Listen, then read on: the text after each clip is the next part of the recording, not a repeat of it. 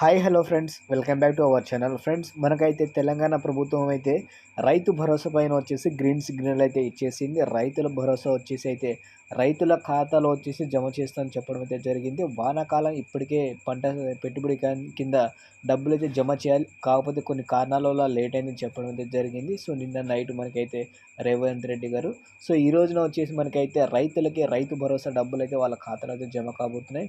So దాని గురించి మాట్లాడే ముందు చిన్న రిక్వెస్ట్ ఏంటంటే, వీడియోని మాత్రం ఎవరైతే చూస్తున్నారో రైతులు వాళ్ళైతే కంపల్సరీ వీడియోని లైక్ చేసి సపోర్ట్ చేయండి.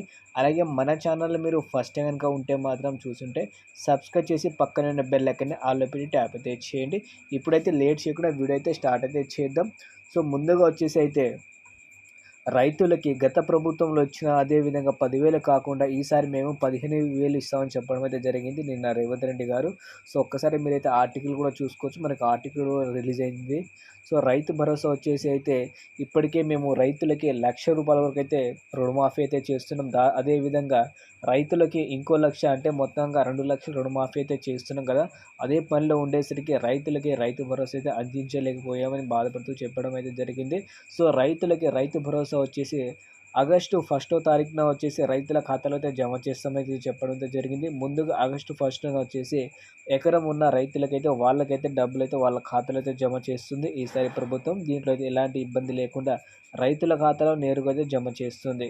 సో దాంతోపాటు రైతులకి 1,00,000 రుణమాఫీ వచ్చేసి మనకైతే దాదాపు ఈ 31 తారీఖున వచ్చేసి 1,00,000 రుణమాఫీ అయితే చేస్తుంది ఈసారి ప్రభుత్వం. దీంట్లో అయితే ఎలాంటి ఇబ్బంది లేకుండా రైతులకైతే చేస్తుంది ఈసారి.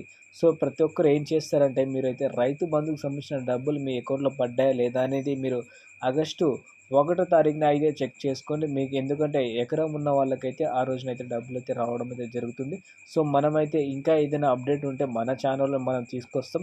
సో దానికి ముందు మీరు ఏం చేయాలంటే వీడియోని లైక్ చేయండి, అలాగే ఛానల్ని సబ్స్క్రైబ్ చేసి ఇలాంటి ఇన్ఫర్మేషన్ కోసం అయితే వెయిట్ అయితే చేయండి. సో మనకి రైతు భరోసా అలాగే రైతు రుణమాఫీ గురించి మన ఛానల్లో వీడియోస్ తీసుకొస్తాను కాబట్టి అందరు లైక్ అండ్ షేర్ చేసి ఛానల్కి అయితే సపోర్ట్ అయితే చేయండి. So thank you for watching friends. జై హింద్.